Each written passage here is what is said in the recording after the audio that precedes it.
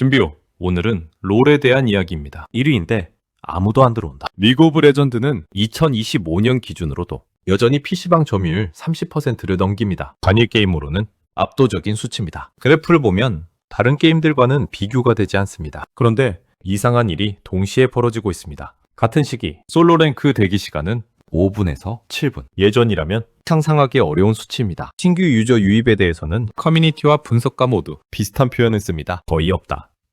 보통 게임은 인기가 떨어지면 순위부터 내려갑니다. 사람이 빠지면 지표가 먼저 반응합니다. 그런데 리그 오브 레전드는 다릅니다. 순위는 유지됩니다. 점유율도 버텨냅니다. 사라지는 건 사람입니다. 여기서 하나 더 짚어야 할 장면이 있습니다. 리그 오브 레전드는 플레이어는 줄어들고 있는데 시청자는 줄어들지 않습니다. 롤드컵 시청자 수는 오히려 최고 기록을 갱신합니다. 이건 게임이 죽어가고 있다는 신호가 아닙니다. 게임이 직접 하는 대상에서 관람하는 콘텐츠로 성격이 바뀌고 있다는 신호입니다. 하는 사람은 줄고 보는 사람은 남았습니다. 그래서 이 영상의 질문은 단순하지 않습니다. 이건 몰락일까요? 아니면 다른 종류의 문제일까요? 게임 역사상 가장 성공한 모델 기록을 보겠습니다. 2014년 리그 오브 레전드는 하루 최대 일간 접속자 2,700만 명을 기록합니다. 한 달 동안 최소 한 번 접속한 이용자는 6,700만 명. 동시에 접속해 있던 이용자만 750만 명이었습니다. 이 숫자는 히트작의 범주를 넘어섭니다. 이건 하나의 게임이 아닌 플랫폼의 규모입니다. 그리고 이 성공은 특정 국가에 국한되지 않았습니다. 2017년 기준으로 서유럽이 약 25%, 한국이 23%, 북미가 10%, 브라질이 9%, 리그 오브 레전드는 어느 한 지역의 유행이 아니라 전 세계를 동시에 장악한 몇 안 되는 PC게임이었습니다. 이 성공에는 공통된 조건이 있었습니다. PC 기반, 5대5 팀플레이, 한 판에 30분 이상이 걸리는 장시간 몰입 구조.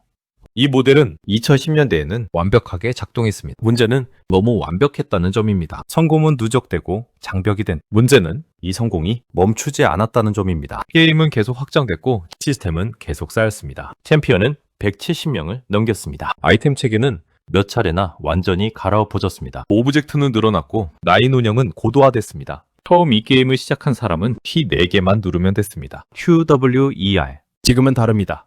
챔피언을 이해해야 하고 아이템을 외워야 하고 메타를 읽어야 하고 운영을 알아야 합니다. 실수를 하면 바로 보입니다. 이건 한두판으로 끝나는 게임이 아닙니다. 최소 수십 시간, 현실적으로는 수백 시간의 투자가 필요합니다. 문제는 이 투자가 지금의 10대와 20대에게 더 이상 필수 선택이 아니라는 점입니다. 같은 시간으로 다른 게임을 할 수 있고 다른 플랫폼으로 이동할 수 있고 아예 다른 취미를 가질 수도 있습니다. 여기서 흔히 고인물이라는 표현이 나옵니다. 하지만 고인물은 사람이 아닙니다.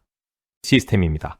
사람이 오래 버틴 게 아니라 시스템이 오래 누적된 겁니다. 팀게임이 개인을 파괴하는 방식. 이제 가장 민감한 지점으로 들어갑니다. 라이엇은 게임을 더 공정하게 만들고자 했습니다. 내구성 패치, 현상금 확대, 리드로밍 억제, 개인이 게임을 너무 쉽게 뒤집지 못하게 하는 방향이었습니다. 의도는 분명했습니다. 하지만 결과는 달랐습니다. 이기든 지든 개인의 기여도는 줄어들었습니다. 반대로 패배의 책임은 팀원에게 넘어갔습니다. 이 구조에서 트롤은 늘어날 수밖에 없습니다. 메리는 사라지지 않습니다. 사람이 사라진 진짜 이유.